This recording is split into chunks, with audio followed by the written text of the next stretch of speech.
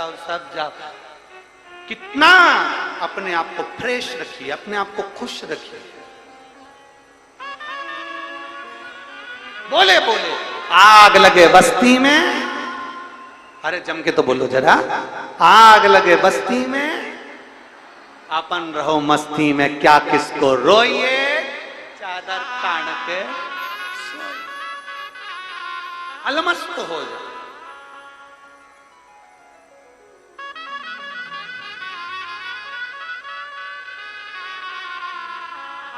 एक अलमस्त का जीवन।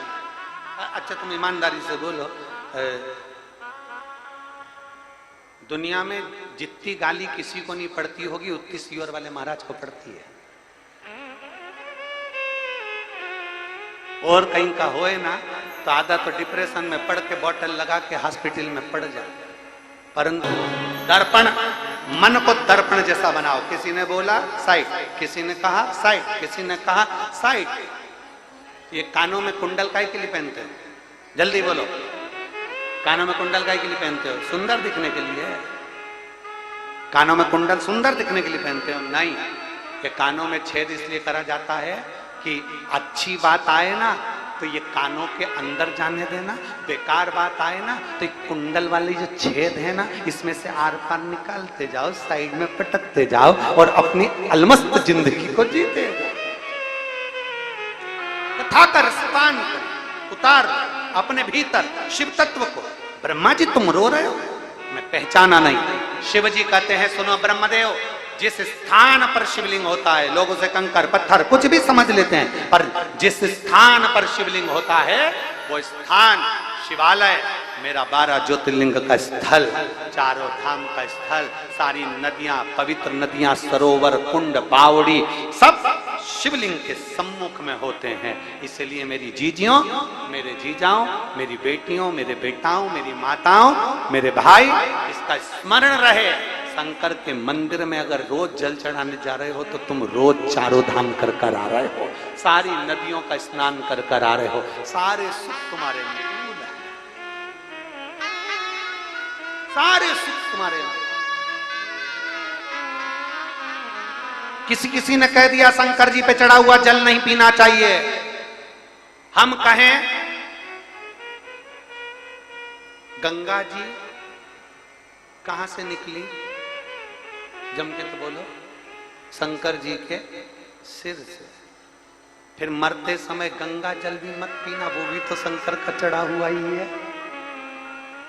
एक शिवलिंग पर चढ़ा गया जल, शिव महापुराण की विद्येश्वर संहिता कहती है शंकर पर चढ़ा गया जल जब जीव पीता है, चरणामृत भगवान शंकर का चढ़ा हुआ जल जब आचमन करता है, उसके सारे ताप, सारे पाप केवल उस जल को स्पर्श कर कर पीने से ही समाप्त हो जाते हैं। ये विद्येश्वर संहिता, विद्येश्वर संहिता। शिव जैसा कौन? भगवान शिव की कथा कहती है, ब्रह्मदेव को भगवान शिव ने समझाया है। माता सती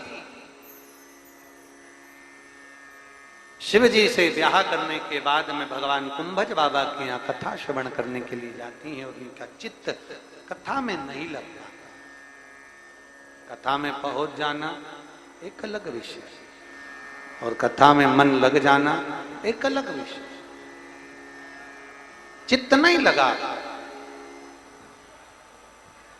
परीक्षा ले ली मेरे राम जी की, शिव जी ने त्याग दिया भीतर से और भगवान देवाधिदेव महादेव समाधि में लीन हो गए, बड़े तप में लीन हुए, साधना में लीन हुए। सती मैया अपने पिता के यज्ञ में जाती हैं, शरीर को त्याग देती। हिमालय राज की कन्या माता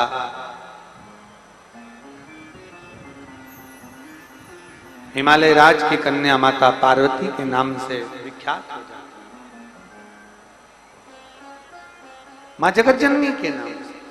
भगवान देवाधिदेव महादेव मां पार्वती जी का मंगल विवाह हो, भगवान शिव हो गढ़दानी, मेरे शंकर, मेरे त्रिकालदर्शी, कैलाशी, अविनाशी, सुंदर बारात लेकर पधारते हैं और माँ जगत जननी का थोड़ा ज्यादा लगेगा, 1 घंटा थोड़ा ज्यादा लगेगा, पर मैं किसी को धक्का नहीं दूंगी, मैं किसी को कष्ट नहीं दूंगा। आराम से बाबा के धाम पर मैं इतना खर्चा कर कर आया हूं, तो मैं आराम से बाबा का दर्शन करूंगी, आराम से दर्शन का आनंद। सेवा लेकर आओ, सेवा का प्रकल्प। हाथरस की घटना कोई साधारण घटना नहीं है, बड़ी दुखद घटना, बड़ी दुखद।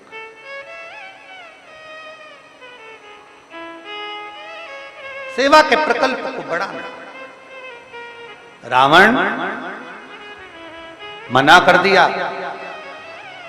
नंदी ने कहा बोलो तो भगवान शंकर से कि देवादिदेव महादेव भगवान शिव ओघड़दानी त्रिकालदर्शी कैलाशी मेरी विपदा की घड़ी में तुम आ जाना। पर रावण ने कहा नहीं, मेरे आगे काल क्या करेगा।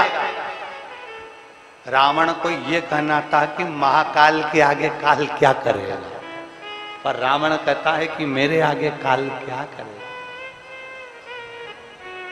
ये भ्रम है व्यक्ति,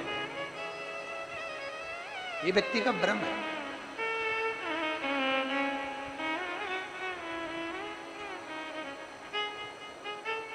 अगर कोई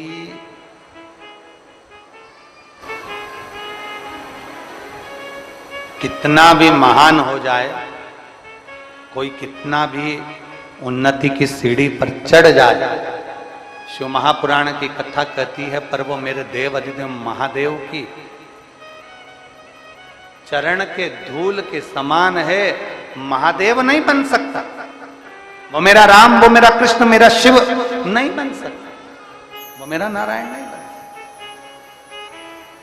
मानव मानव ही रहे।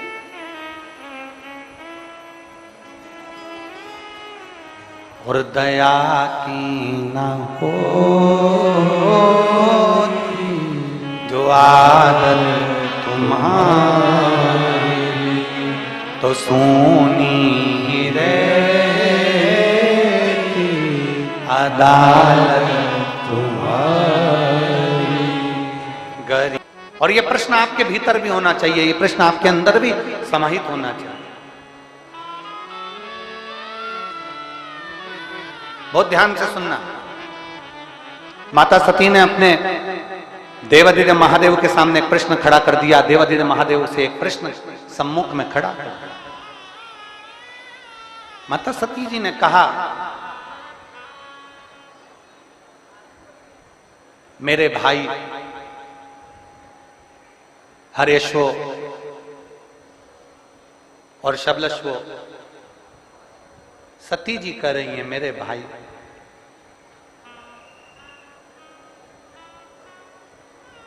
देवऋषि नारद ने इनको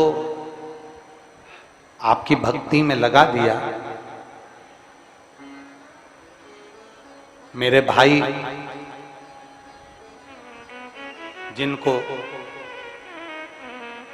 देवऋषि नारद ने भगवान की भक्ति में लगा दिया, मैं बाबा आपसे पूछना चाहती हूँ, भोलेनाथ जी से सती माँ कह रही है, मैं आपसे एक प्रश्न करना चाहती हूँ, क्या आप मुझे उत्तर देंगे।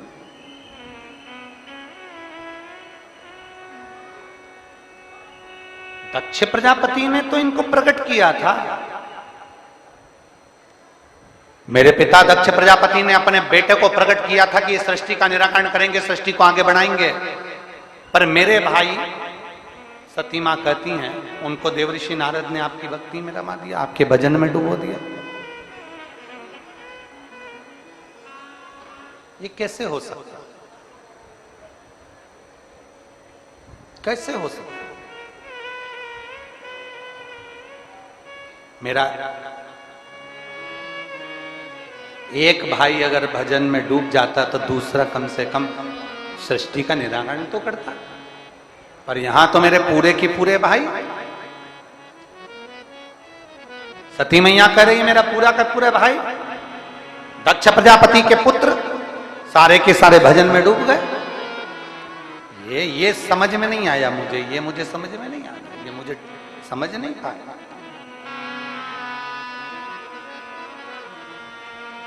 शिव जी नंदी पर माता सती को लेकर जा रहे थे तो शंकर भगवान ने कुछ देर के लिए नंदी को रोक दिया। जहां शिवजी सती को अपने मन की बात कहने के लिए रोके, जिस वीरान वन में जहां पूरा वीरान पड़ा हुआ था और वहां मेरे शंकर काल अधिपति स्वयं सती के साथ में रुककर अपने सुंदर भाव को प्रकट करते हैं, वो वन कोई साधारण वन नहीं था। उस वन का नाम था महाकाल वन, जिसको आज के समय में लोग महाकालेश्वर उज्जैनी कहते हैं। महाकाल वन। सती को नंदी पर बिठाकर भगवान शंकर ने कुछ देर के लिए नंदी को रोक दिया। महाकाल वन की वो पवित्र भूमि जहां मां क्षिप्रा निरंतर बह रही है, महाकाल वन की वो पवित्र भूमि जहां मां क्षिप्रा सदा रमण कर रही है, घूम रही है, अलख आनंद में जगा रही है शिव भक्ति का। नंदी रुके, मां ने पूछा, मां ने कहा कि मेरे मन का जो संशय है ना, बस वो संशय मिटा दो। मेरे भाई नारद जी के कहने पर भगवान शंकर की भक्ति में कैसे लग गए, बस इतना सा मुझे पूछना है, मेरे भाई भक्ति में क्यों लगे।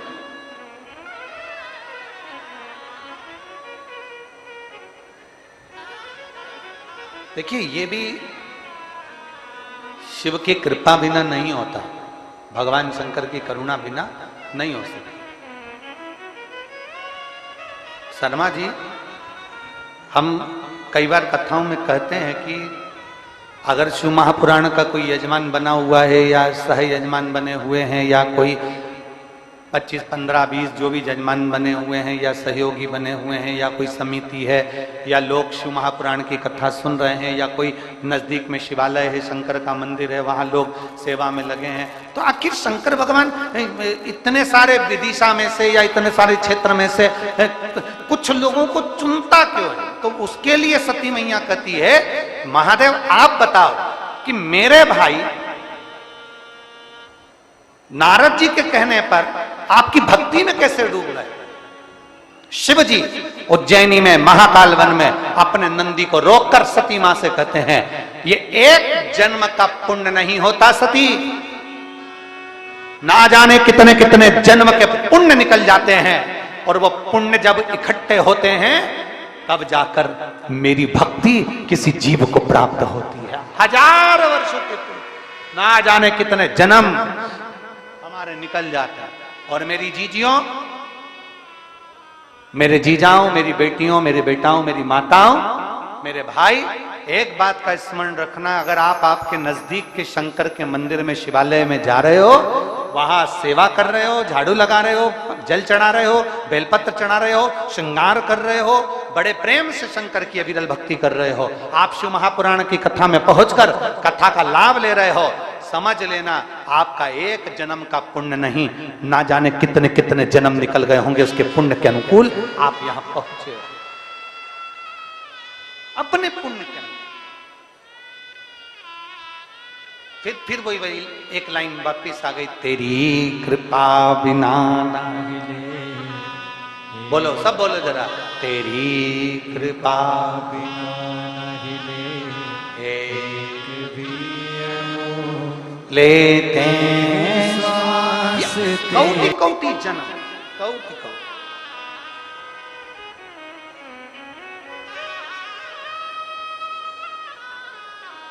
उज्जैन के ऋण मुक्तेश्वर मंदिर का कभी दर्शन करने आप जब उज्जैन जाएं तो 84 महादेव में से एक महादेव ऋण मुक्तेश्वर महादेव का दर्शन करें। आप जब दर्शन करने के लिए उज्जैन की पवित्र भूमि पर, मेरे महाकाल बाबा की पवित्र भूमि पर जब जाएंगे तो उस भूमि पर दीवाल पर पत्थर पर अंकित है,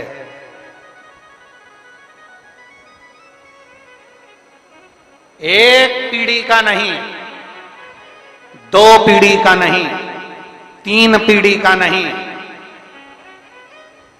मेरे महाकाल राजा की उस पवित्र भूमि पर लिखा है 71 पीढ़ी के पुण्य प्रबल होते हैं, तब शिव महापुराण की कथा सुनने को मिलती है, श्रवण करने को मिलती है। अपने नगर में, अपने गांव में, अपने क्षेत्र में कोई यजमान बने, कोई आनंद में श्रवण करे अपनी भक्ति में, और 71 पीढ़ी के पुण्य प्रकट होते हैं, तब जाकर ये पवित्र कथा का लाभ हमें प्राप्त होता है।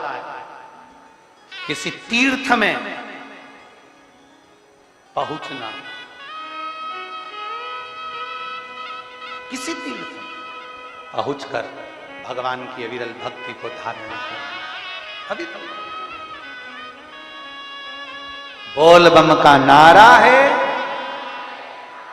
आवाज जरा जम के दोनों हाथों से, बोल बम का नारा है, सारी समस्या का हल। आपका विश्वास, आपका भरोसा, आपकी दृढ़ता शिव के करीब में ले जाता है, शंकर के करीब।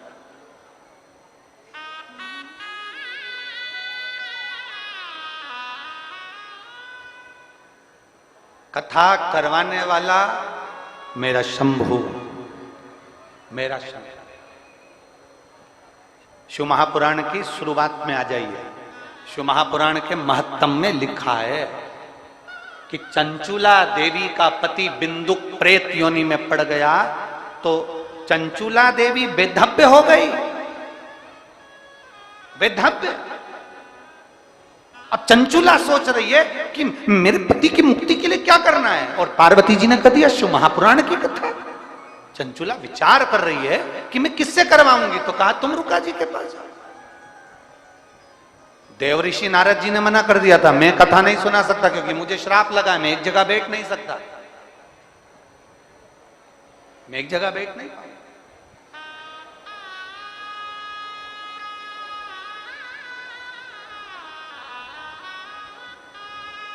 तब देवऋषि नारद जी ने कह दिया था, मेरा एक मित्र है तुमरू का, वो शंकर का अविरल भक्त है, बहुत भक्त तुमरुका जी, आप उनके पास जाइए। तुमरुका जी ने कह दिया, मैं कथा तो कह दूंगा, पर कथा का यजमान कौन बनेगा, कथा कौन करवाएगा, इसका यजमान कौन बनेगा, इसको कथा का वाचन कौन करेगा। तो तुरंत तुमरुका जी ने कहा कि आप सोचिए।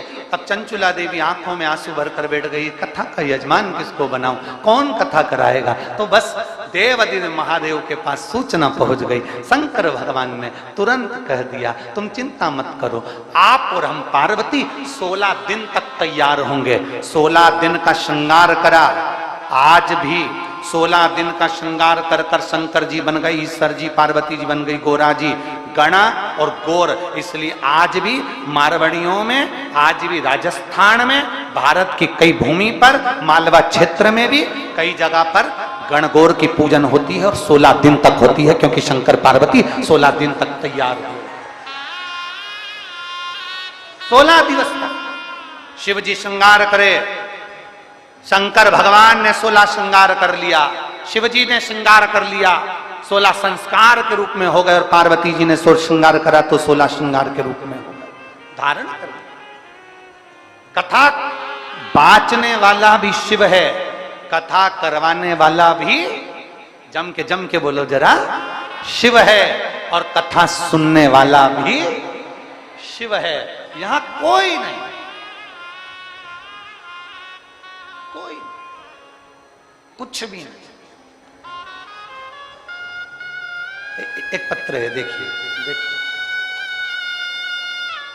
अब जरा पत्र पर जरा ध्यान देना है, हम उस पत्र का स्मरण करेगा। मेरा नाम लक्ष्मी चौधरी है, मेरे पति का नाम मुकेश चौधरी है, मैं निवासी मोहनगिरी, मोहन, और सबसे मुख्य है विश्वास। फिर निवेदन करेंगे, जैसे आप वैसे हम, जैसे आप पानी पीते हो वैसे हम पानी पीते हैं, जैसे आप सोते वैसे हम सोते, जैसे आप खाते वैसे हम खाते। फिर निवेदन, सीहोर वाले महाराज पर भरोसा नहीं करना है तुमको, भरोसा करना है मेरे काल अधिपति महादेव पर, भरोसा करना है तुम्हें मेरे शंकर पर, भरोसा करना है तुम्हें मेरे शिव पर। उस जीजी ने लिखा, हमने आपकी कथा को सुना और सुनकर शिव जी पर भरोसा करा। 15 दिन तक लगातार शिव के मंदिर गई, 15 दिन लगातार बेलपत्र खाई। मैं पहले शिव के मंदिर नहीं जाती थी, पर आपके कहने पर मंदिर जाना चालू करा और 15 दिन तक मैंने बेलपत्र खाई। 15 दिन के बाद फिर डॉक्टर के यहाँ गए और सोनोग्राफी कराई। 15 दिन के बाद मालूम पड़ा कि मेरी दोनों गठाने गल चुकी थी। मैं बाबा को यहाँ प्रणाम करने के लिए आई।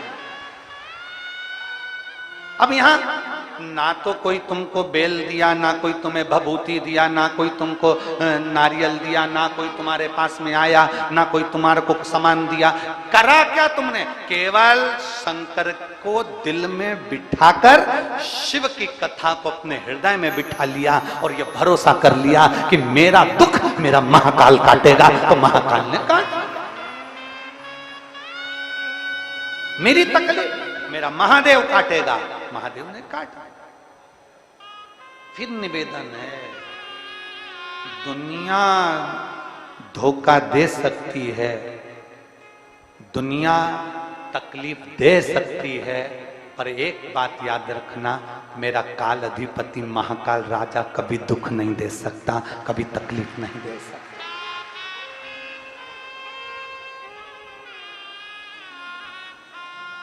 कभी तक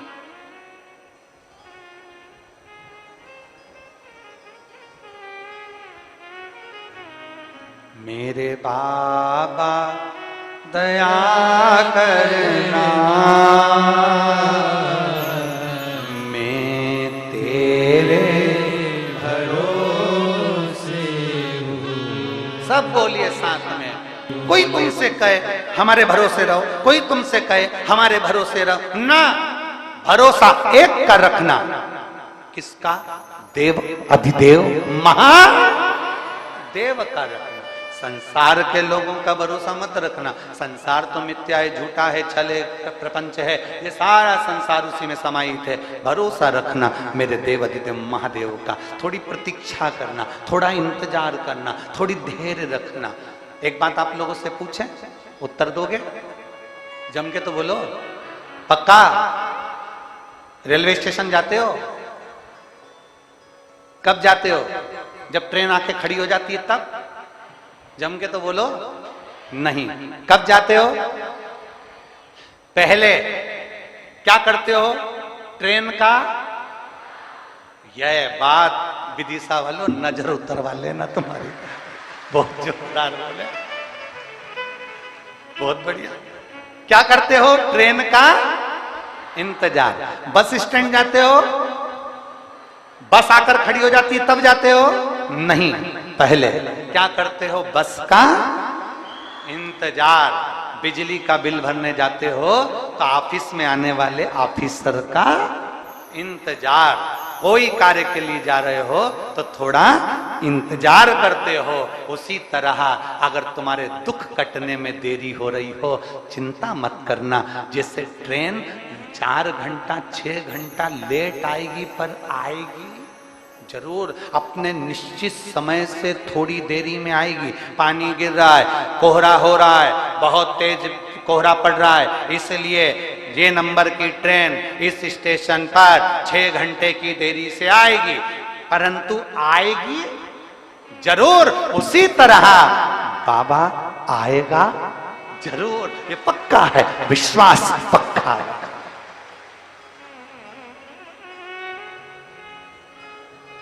मेरे बाबा दया करना, मैं तेरे भरोसे हूँ। बाबा आएगा।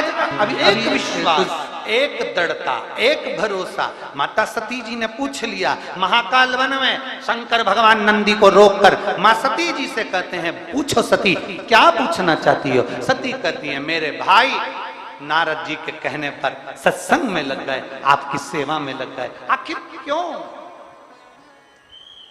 किस लिए?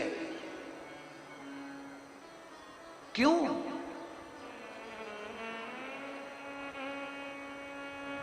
किस लिए? देव अधिदेव महादेव ने कहा, सती एक जन्म का नहीं, ना जाने कितने जन्मों का, कितने कितने जन्मों का कोई पुण्य फल प्रकट हुआ, तब तुम्हारे भाई मेरी सेवा में, नारायण की सेवा में, भगवान की सेवा में लग जाते हैं।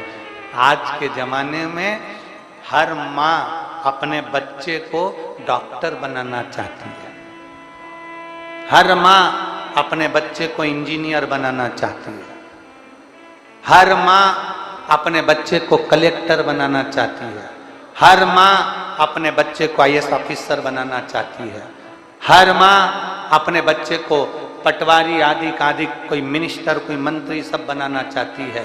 पर मैं पूछूं किसी माँ से, इसमें से कोई माँ ऐसी है जो अपने बेटे को स्वामी विवेकानंद, रामकृष्ण परमहंस, चैतन्य महाप्रभु और वीर शिवाजी बनाने के लिए आतुर हो, जो अपनी बेटी को महालक्ष्मी बनाने के लिए आतुर हो? प्रत्येक माँ अपने बेटे को डॉक्टर बनाना चाहती है, इंजीनियर बनाना चाहती है, प्रत्येक माँ अपने बेटे को एक आईएएस ऑफिसर बनाना चाहती है। पर कोई माँ कभी ये विचार नहीं करती कि मेरा बेटा नामदेव बनेगा, कि मेरा बेटा मीरा बनेगी, कि कर्मा बनेगी, कि भगवान मेरे बच्चे को तुकाराम, ध्रुव और प्रहलाद बनाऊंगी। कोई मां नहीं कहती कि मेरे बच्चे को मैं ध्रुव बनाऊंगी कि प्रहलाद बनाऊंगी। वो तो मेरा भोलेनाथ कुछ ऐसी कृपा कर कर किसी माता के गर्भ से बच्चे को जन्म दिला देता है, जो बच्चा भगवान की भक्ति में लग जाता है।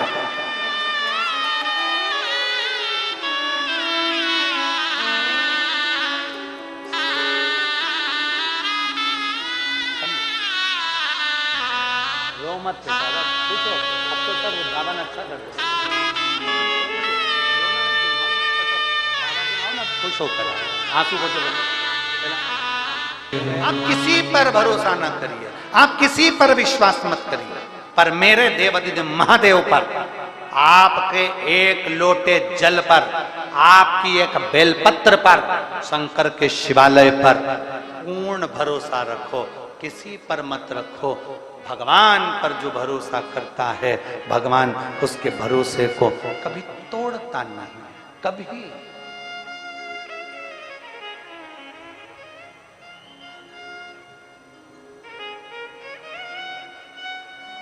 एक बात कहें, समझने की है।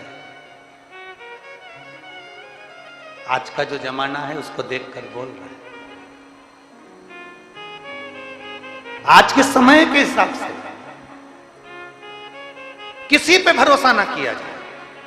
बहन भाई का जो संबंध है, निवेदन है, भाई अपनी बहन को कभी अकेला ना छोड़े, भाई अपनी बहन को सूना ना छोड़े, अकेला ना छोड़े, बाप अपनी बेटी को अकेला ना छोड़े, बाप अपनी पुत्री को अकेला ना छोड़े, सेठ अपनी तिजोरी को अकेला ना छोड़े, भाई बहन को अकेला ना छोड़े, से एक पिता अपनी पुत्री को अकेला ना छोड़े, एक सेठ अपनी तिजोरी को अकेला ना छोड़े। और शिव महापुराण की कथा कहती है, आप अपने दिल को अकेला ना छोड़िए, शिव के साथ जोड़िए। आप अपने दिल को, सबसे शांत क्या है दुनिया में, सबसे ठंडा, दुनिया में सबसे ठंडा केवल दो ही चीज हैं, एक पानी और एक मन। ये सबसे ज्यादा ठंडे हैं। क्या क्या? जम के बोलो। पानी, मन, ये बहुत ठंडे हैं। पानी को तुम कितना ही उकाल लो, कितना ही उकाल लो, कितना ही उकाल लो, कितना ही गर्म कर लो, और थोड़ी देर उसको रख दो, उसके बाद वो, अरे जम के तो बोलो, ठंडा हो जाता है। पानी कितना भी गर्म करो, बाद में वो ठंडा हो जाता है। उसी तरह ये मन है, इसमें कितना ही गुस्सा आ जाए, कितना ही गुस्सा आ जाए, कितना ही गुस्सा आ जाए, तुम्हारा मन कर जाए, मैं ये कर दूं, मैं वो कर दूं, कितना ही गुस्सा आ जाए, पर 2 घंटे 3 घंटे 4 घंटे बाद जैसे पानी ठंडा हो जाता है, बाद में गुस्सा भी ठंडा हो जाता है। ये दोनों ठंडे, ये दोनों ठंडे, पानी भी ठंडा है, और बोलो बोलो जम के बोलो, मन भी ठंडा है। पानी को उकाल लो, गरम कर लो, 2-4-5 घंटे बाद ठंडा हो जाएगा। उसी तरह मन में कितना भी क्रोध कर लो, कितना भी गुस्सा कर लो, वो बाद में अपने आप ठंडा हो ही जाएगा। सास बहू कितनी भी झगड़ा कर रहे ना, इनके बीच में कभी नहीं बोलना, कभी नहीं बोलना।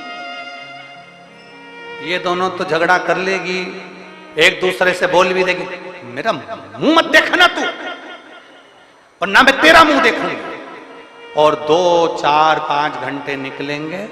जैसे जैसे दिन ढलता जाएगा, रात आएगी, बहू चाय बना के दी आएगी, हाथ में नहीं देगी, और सास भी ऐसी होशियार, नहीं पी। फिर बाद में मन में आएगा, दूध भी गया, शक्कर भी गई, सास पी गई, फिर भोजन लाके दे देगी।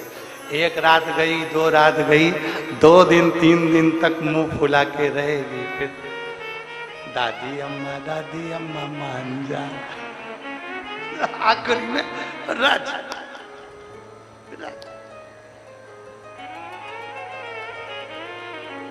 अच्छा, लड़ाई के बाद में प्रेम भी बहुत जोरदार होता है। एक बात तो है, लड़ाई होने के बाद में प्रेम भी बहुत। माता पार्वती जी ने वर मांगा था।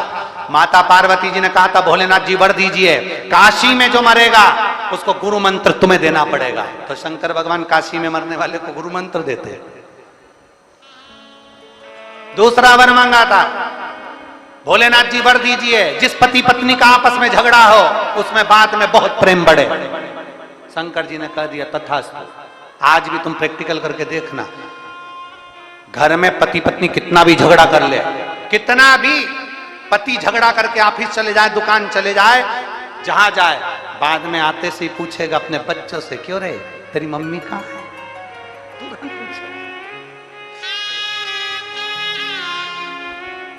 तुरंत मन ठंडा है, पानी ठंडा है।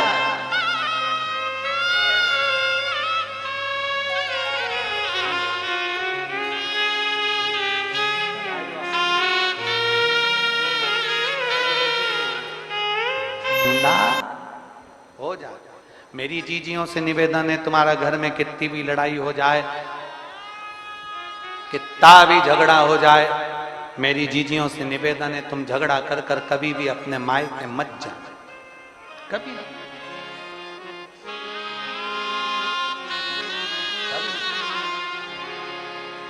कितना भी झगड़ा हो जाए, कितनी भी लड़ाई हो जाए, पर झगड़ा करके अपने मायके पर न जाना। अच्छे से जाओ, अपने घर पर जाना है ना, अच्छे से।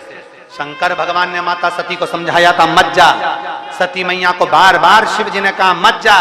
सती मैया आखिरी में नहीं मानी, और थोड़ा सा हृदय में क्रोध उत्पन्न हो गया मां को, और मां ने कह दिया, क्या मैं अपने पिता के घर नहीं जा सकती? क्या मैं अपने पिता के घर? निवेदन है, लड़कर अपने मायके कभी नहीं जाना। ज्यादा लड़ाई हो जाए, भोजन करना नहीं छोड़ना। जितनी ज्यादा लड़ाई हो उतने आलू के पराठे ज्यादा खाओ। जितना ज्यादा झगड़ा हो उतनी जोरदार सब्जी बना के खाओ। ज्यादा गुस्सा आ रहा हो तो चाय बनाकर पी लो। चाय में थोड़ा सा अदरक, काली मिर्ची, लौंग एक कुल्हड़ में डाल लो, और जितना ज्यादा गुस्सा आए उस अदरक को उतना दो, उतना दो। जितना गुस्सा आ रहा अदरक पे निकाल दो, पूरा गुस्सा अदरक पे, काली मिर्ची पे, लौंग पर। कोई तुमसे कह दे जा अपने बाप के घर, जा अपने पिता के घर, इतने में तुरंत कह देना, आज जाऊं ना कल जाऊं, मैं तो यही रहूं, कहीं नहीं जाना मुझे, वहीं रहो, छाती पे मूंग दलो, पर अपन को कहीं नहीं जाना, वहीं रहकर बढ़िया आराम से खाओ, आनंद करो, सेवा करो, पर अपने पिता के घर लड़ाई कर कर नहीं जाना। मेरी माता सती का चरित्र कह रहा है, झगड़ा कर कर क्रोध में लड़ाई कर कर कभी अपने पिता के घर मायके नहीं जाना, बाप के घर जब भी जाना प्रसन्न चित्त में जाना, खुश होकर जाना, अपने पिता के घर में प्रसन्नता में। एक अपने पिता के घर और एक परमात्मा के घर।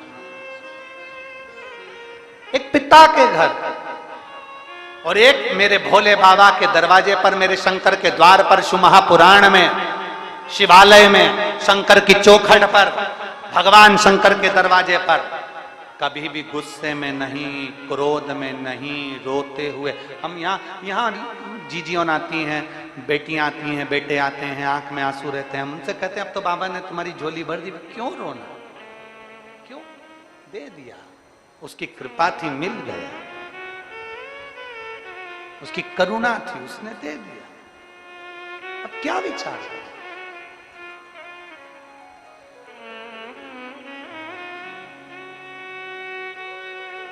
रो कर नहीं, क्रोध कर कर नहीं।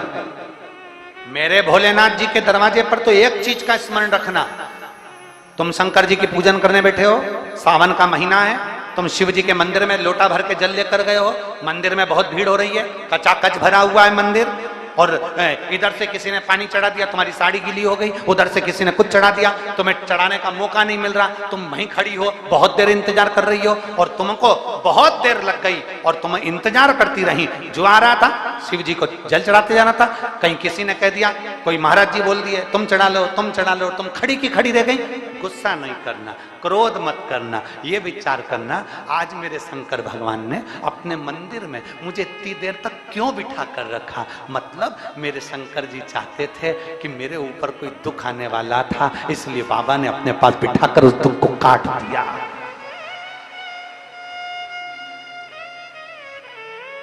मेरे बाबा ने अपने पास बिठाकर दुख को काट दिया।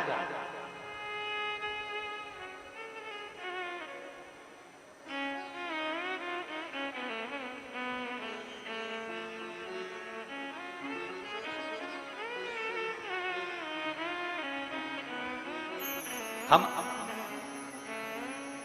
हर महीने हम गिरिराज जी की परिक्रमा करने जाते हैं, प्रत्येक महीने ब्रज में गोवर्धन नाथ जी की परिक्रमा करने जाते हैं। तो हमारे साथ जो लोग जाते हैं तो परिक्रमा करते करते जब थक जाते हैं तो वो जतिपुरा से प्रारंभ कर कर राधा कृष्ण कुंड से आगे बढ़ते हुए कुसुम सरोवर से होते हुए जब दान घाटी पर आते हैं और दान घाटी से अन्योर के लिए बढ़ते हैं तो थकान बहुत हो जाती है।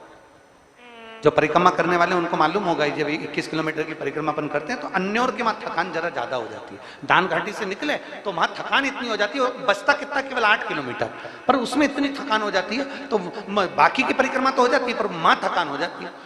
अब अन्योर और दान घाटी के बीच में इतनी थकान हो जाती है, और फिर वहां से जब पूंछरी का लोटा आता है और पूंछरी के लोटे से जतिपुरा तक तो और ही ज्यादा थकान हो जाती है। अब क्या होता है कि साथ वाले देखे, अब हम भी क्या करें कि थक जाएं तो क्या करें, तो वहीं पे बाबा के चरणों में सिर रख के लौट जाएं, वहीं की वहीं थोड़ी देर लेट जाएं और बाबा के चरणों में लोट लगाना। अब साथ वाले कहें गुरु जी टाइम हो रहा है, चलो तो जल्दी से अपन पहुंच जाएंगे, जल्दी समय अपना निकल जाएगा, टाइम हो रहा है। हम कहते हैं नहीं, उसके चरणों में लौटने का, उसके चरणों में सिर रखकर सोने का बार बार मौका नहीं मिलता, उसके पास बैठने का मौका नहीं मिलता। हाँ, एक लाइन आप लोग गुनगुनाते हो ना, वो आ बैठ मेरे पास तुझे, दिखावे से भगवान नहीं मिल सकता, कभी भी नहीं मिला और ना मिलेगा। कपड़े बदल लेने से परमात्मा कभी नहीं मिला और ना कभी मिलेगा। कपड़े बदल लेने से परमात्मा कभी नहीं मिला और ना मिलेगा। परमात्मा को पाने के लिए कपड़ा बदलने की जरूरत नहीं होती, परमात्मा को पाने के लिए कलेजा बदलने की जरूरत होती है। परमात्मा किसी गलत जगह पर मत जाओ, किसी गलत जगह पर मत बैठो, अपनी कीमत तो समझो। एक मक्खी सब्जी पर बैठती है, उसकी कोई कीमत नहीं होती है। एक मक्खी किराने की दुकान के सामान पर बैठती है, उसकी कोई कीमत नहीं होती है। वो मक्खी सोना तुल रहा हो, सोने पे बैठ जाए, 5,000 की हो जाती है। 5,000 की एक मक्खी सोने के ऊपर बैठी। इसलिए सुनार सोना तोलने की मशीन को, तराजू को कांच में बंद कर कर रखता है, इसमें मक्खी ना बैठ जाए। मक्खी बैठेगी तो एकाध रत्ती का फर्क पड़ जाएगा, 2-5 हजार ऊपर नीचे हो जाएगा। बस वही समझना है। एक चाय ठेले पर मिलती है, एक चाय गुमठी पर मिलती है, एक चाय होटल में मिलती है, एक चाय 5 स्टार होटल में मिलती है। एक 10 रुपए की, 20 रुपए की, 15 रुपए की, 25 रुपए की, और 7 स्टार में पहुंचे तो 150 रुपए की। चाय वही है, दूध वही है, शक्कर वही है, सब कुछ वही की वही है, बस कीमत काय की? होटल की। अर्थात शास्त्र कहता है आप अपनी कीमत को बनाई है। किसी फालतू जगह पर बैठोगे तो लोग कहेंगे जुआरी है, किसी मैखाने पर बैठोगे तो कहेंगे बेवड़ा है, और अगर सत्संग में बैठोगे तो लोग कहेंगे शिव का भक्त है।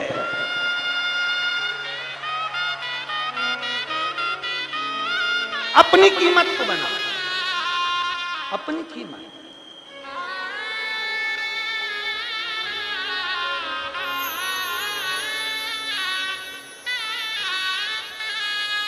और महाराज, जब हम अपनी कीमत को स्वयं बनाए, स्वयं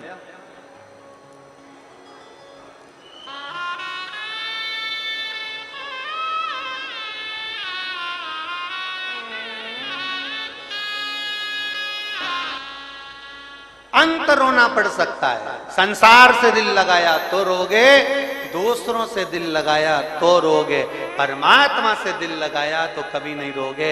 मां शबरी ने मेरे राम जी से हृदय लगा लिया। बाबा ने कहा, गुरुजी ने, मातंग बाबा बोल दिए आएंगे राम। जैसे ट्रेन का इंतजार करते हो, बस का इंतजार करते हो, उसी तरह उस परमात्मा का इंतजार करना कि मेरा दुख काटने के लिए मेरा शंकर जरूर आएगा, जरूर आएगा। और तेरे भरोसे मेरी गाड़ी, तू जाने तेरा काम जाने। बस शिव के प्रति जागृत कर कर भगवान शंकर के करीब में सती मैया के मन का संशय देवाधिदेव महादेव ने मिटा दिया। मां पार्वती जी के साथ में शिव जी का जब मंगल विवाह हुआ, पार्वती जी कैलाश पर जब विराजमान हुई, गंगा जी की धार से षडानंद कार्तिकेय जी का जन्म हो जाता है। और वो षडानंद कार्तिकेय मां पार्वती जी के कहने पर तारकासुर का संहार करने के लिए। अब देखिए, तारकासुर असुर भी है और तारकासुर शिव का भक्त भी। जरा बहुत सावधानी से कथा को लीजिएगा, अपने जीवन में उतारिएगा। सारे असुर राक्षस देवताओं के दुश्मन रहे, पर मेरे शंकर भगवान के दुश्मन कभी कोई असुर भी नहीं रहे। असुर भी शिव के दुश्मन नहीं रहे। सारे देवता के दुश्मन असुर रहे, राक्षस रहे, पर शंकर के दुश्मन नहीं रहे। कंस शिव जी की पूजन करता, रावण शिव जी की पूजन करता, भस्मासुर शिव जी का भजन करता। शिव के उपासक है, शिव के उपासक, शिव की आराधना में डूबे रहते थे। षडानंद कार्तिकेय जी से कहा, तारकासुर को मारना है तुमको, पर याद रखना तारकासुर के दिल में, हृदय में शिव बसे हुए हैं, उसके हृदय में बाण ना छोड़िएगा।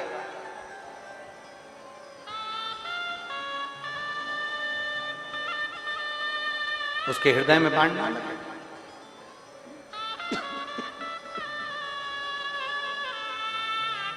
ठीक है, छोड़ा। तारकासुर के हृदय में बाण ना लगे तो षडानंद कार्तिकेय जी ने पूछा, मां आखिर तारकासुर के दिल में बाण क्यों नहीं लगना चाहिए?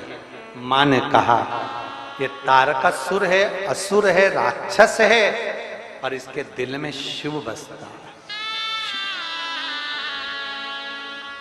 तुझ में राम, मुझ में राम, सब में राम समाया है। जित देखूं उत राम की माया है।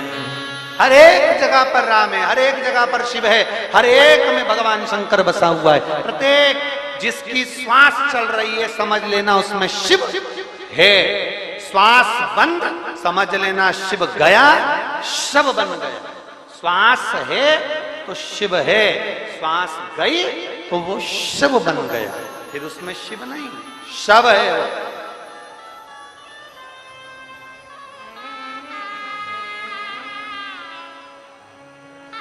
जिंदा था तभी भी शंकर का था, और मर गया तो भी शिव का ही है।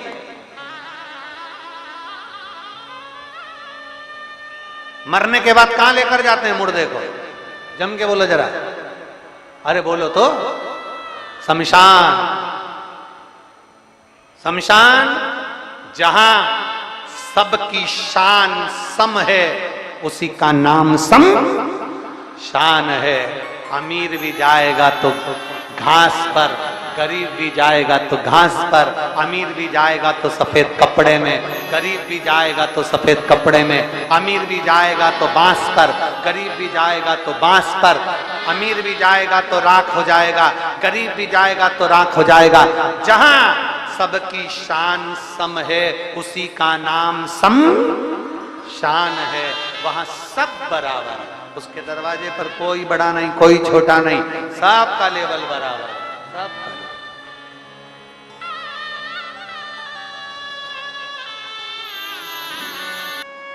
भगवान शिव की अविरल भक्ति को जो प्राप्त करता है, अर्थात शिव महापुराण की कथा कहती है कि अभी तक जो तुम 1 लोटा जल समर्पित कर रहे हो, 1 लोटा जल चढ़ा रहे हो, अब श्रावण के महीने में कितना लोटा?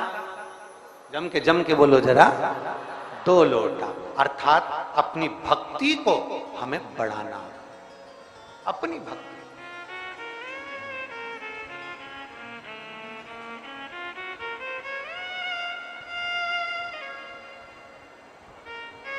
और जैसे जैसे भक्ति बढ़ती चली जाए, जैसे जैसे भक्ति और विश्वास दृढ़ होता चले जाए, उतना उतना सुख का अनुभव हमारी जिंदगी में होता चले जाए।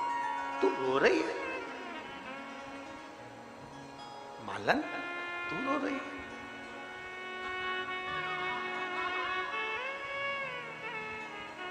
श्रावण का महीना लग रहा है, तू 2 लोटा जल लेकर, 2 बेलपत्र लेकर शिव के मंदिर में जा। और आप सबसे निवेदन है, अगर बेलपत्र ना मिले, बेलपत्र ना मिले, शिवजी पे जो चढ़ी हुई बेलपत्र रहती है उसी को धोकर भगवान शंकर को समर्पित कर दो। और अगर बेलपत्र वो भी ना मिले तो शिव महापुराण की कथा कहती है, भगवान शंकर का संवाद कहता है कि अपने 3 उंगली भगवान देवाधिदेव महादेव को स्पर्श करा दो, वो भी बेलपत्र का कार्य ही करती है। भगवान शिव उसको स्वीकार कर, शिव उसको स्वीकार। अब किसी ने एक बात कही, कहने वाले बहुत सारी बातें कह देते हैं कि गुरुजी क्या शंकर भगवान के शिवलिंग का स्पर्श करना चाहिए?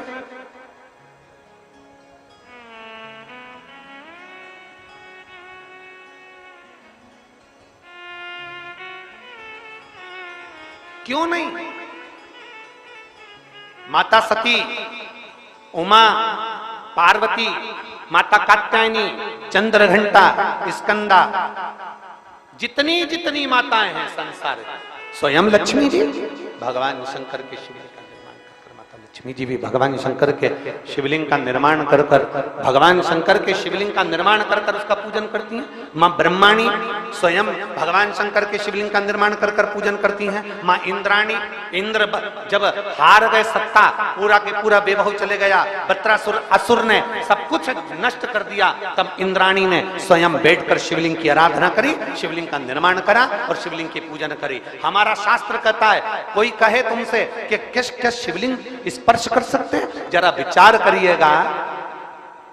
भगवान की मूरत पर, भगवान के ऊपर जो जल चढ़ता है, हम स्नान कराकर वो जल को, भगवान का चढ़ा हुआ जल, आप में से कोई ऐसा है कि भगवान का चढ़ा हुआ जल बाथरूम में फेंक देते होगे? जम के तो बोलो जरा। नहीं, भगवान का चढ़ा हुआ जल, भगवान के स्नान का जल, आप में से कोई ऐसा है कि उसको रोड पर फेंक देता होगा? नहीं, भगवान का चढ़ा हुआ जल, भगवान को जल स्पर्श कर जाता है तो वो जल भी तुलसी के पौधे में चला जाता है, अच्छे वृक्ष में चले जाता है। जरा विचार करिएगा, मात्र जल भगवान को स्पर्श करा तो वो जल तुलसी के क्यारे में चले गया। अगर हम हमारे महादेव का स्पर्श कर लेते हैं तो हम भी भगवान के धाम को चले ही जाते। मात्र स्पर्श।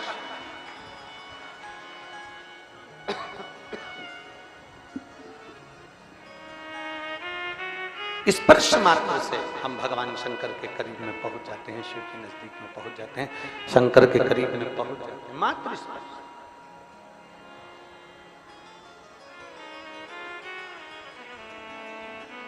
तुम जाओ, 2 लोटा जल लेकर जाओ, और 2 लोटा जल लेकर, 2 बेलपत्र लेकर भगवान शिव के शिवालय में पहुंचिए, भगवान शंकर के मंदिर में पहुंचिए।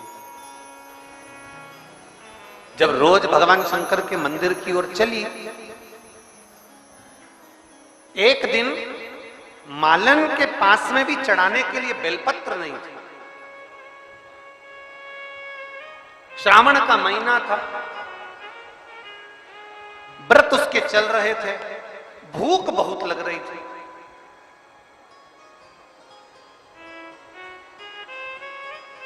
दो व्रत हैं, शिव महापुराण की कथा कहती है, 2 व्रतों का स्मरण जरूर करिएगा। पहला, सावन के महीने के सोमवार। दूसरा, शिवरात्रि। कौन कौन से? जम के बोलिए जरा। सावन के महीने के सोमवार और दूसरा शिवरात्रि। शिव महापुराण की कथा कहती है, साल भर तुम कोई व्रत करे ना करे, साल भर तुमने कोई उपास करा ना करा, अगर ये शिवरात्रि का व्रत और सावन के महीने के सोमवार का व्रत जो मनुष्य कर लेता है, उसको वर्ष भर के व्रत का सारा पुण्य अपने आप प्राप्त हो, उसको वर्ष भर के पूरे व्रत का पुण्य प्राप्त हो जाता है। 2 व्रत है, 2 व्रत। एक व्रत है सावन के सोमवार का और दूसरा व्रत है शिवरात्रि। सावन का सोमवार और शिवरात्रि, ये 2 व्रत। कितने लोग हैं यहाँ जो सावन के सोमवार का व्रत करते हैं? जरा हाथ उठाइए। सब करते हो? बहुत बढ़िया। हर हर बोल बम का नारा है। आवाज नहीं आई, जरा दमदारी से बोलो। बोल बम का नारा है, सारी समस्या का हल सावन में 2 लोटा।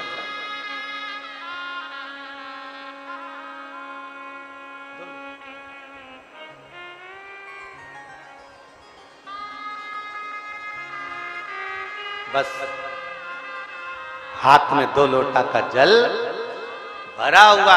भक्ति को दुगना करना है, भजन को दुगना करना है, स्मरण को दुगना करना है, व्रत साधना को दुगना करना है। सावन के महीने में अपनी साधना को, अपने भजन को, अपनी भक्ति को, अपने बल को, भगवान की विरल भक्ति को बढ़ाना है, इसको दुगना करना है।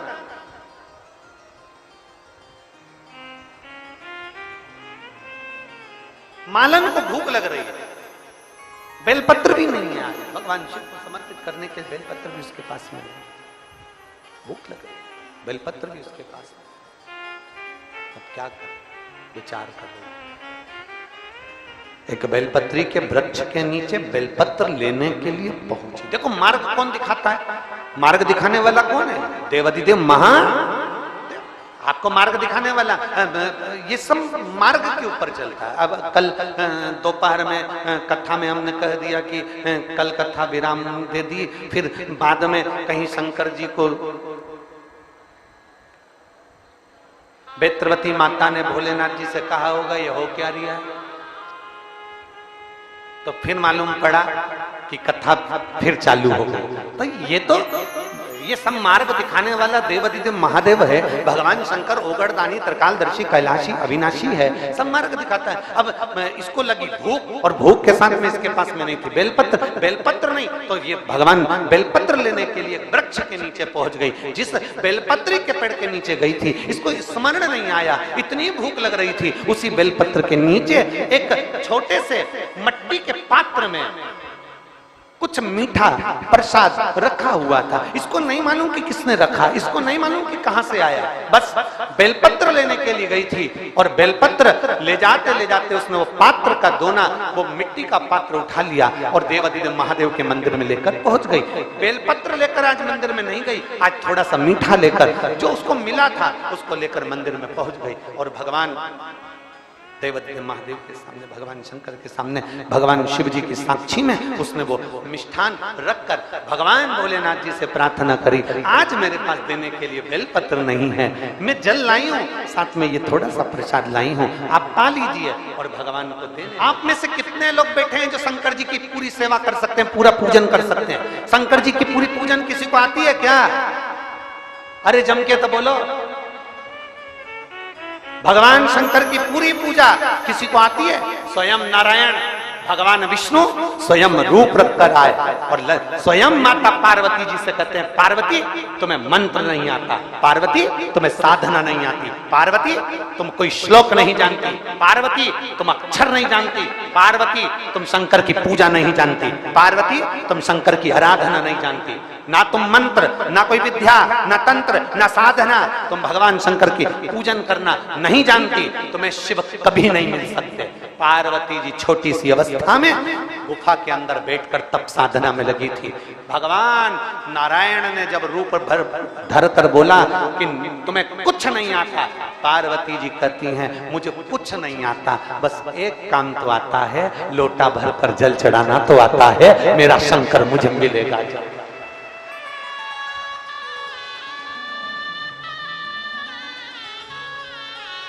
कोई तुमसे कहे तुम्हें पूजन करना नहीं आता, तुम्हें चंदन लगाना नहीं आता, तुम्हें जनेऊ चढ़ाना नहीं आता, तुम्हें बेलपत्र चढ़ाना नहीं आता, तुम्हें शंकर जी को भोग लगाना नहीं आता, तुम्हें शंकर जी की आरती करना नहीं आती, तुम्हें शंकर जी को रिझाना नहीं आता, पंचामृत से स्नान कराना नहीं आता, पहले दूध चढ़े की, जल चढ़े की, दही चढ़े की, शहद चढ़े, तुम्हें कुछ नहीं आता, तुम्हें क्या चढ़ा रही हो, तुम्हें कुछ अंदाजा नहीं है, उससे कहना मुझे कुछ नहीं मालूम, मैं तो केवल इतना जानती हूँ महादेव मेरे हैं, मैं महादेव की हूँ, एक लोटा जल चढ़ा लेती हूँ, बस मेरा महादेव से रीझ जाता है, मैं ज्यादा नहीं जानती, मुझे ज्यादा आडंबर नहीं आता, मैं ज्यादा पहचानना नहीं आता कि मैं क्या चढ़ाऊं और क्या ना चढ़ाऊं, बस मैं इतना जानती हूँ कि शंकर को रिझाने का एक तरीका है, पंचाक्षर मंत्र का जाप कर लो, नमः शिवाय, षडाक्षर मंत्र का जाप कर लो, ओम नमः शिवाय या श्री शिवाय नमस्तुभ्यम का जाप कर लूं,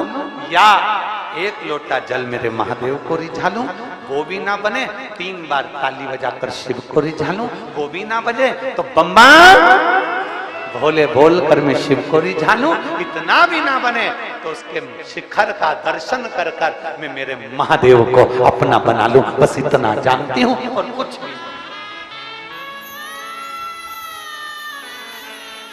शिव जी को रिझा रहे हो, भगवान शंकर को रिझा रहे हो, आप भगवान शिव की आराधना कर रहे हो, आप शंकर जी का स्मरण कर रहे हो, आप शिव भक्ति कर रहे हो, आप शिव में अपना ध्यान लगाए। एक बार हम बुधनी में कथा करने गए, बहुत पहले की बातें हैं ये, अब तो इतना समय नहीं मिल पाता, अब ये सब 20-20, 19-19, 22-22 साल पहले के प्रसंग हैं।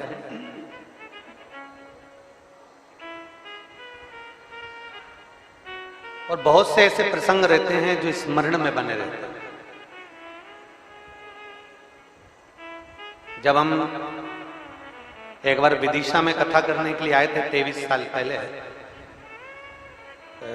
नंदवाना में छोटी छोटी गली थी विदिशा की, नंदवाना में, और वहां श्रीनाथ जी की हवेली, शायद हवेली अभी भी होगी, हवेली जी के पास में ही यजमान का घर था, अग्रवाल जी का, जहां कथा करी थी। अनाज का काम था, भी उनके साथ कोई कमी हो गई है इसलिए वो लोग नहीं आए। तो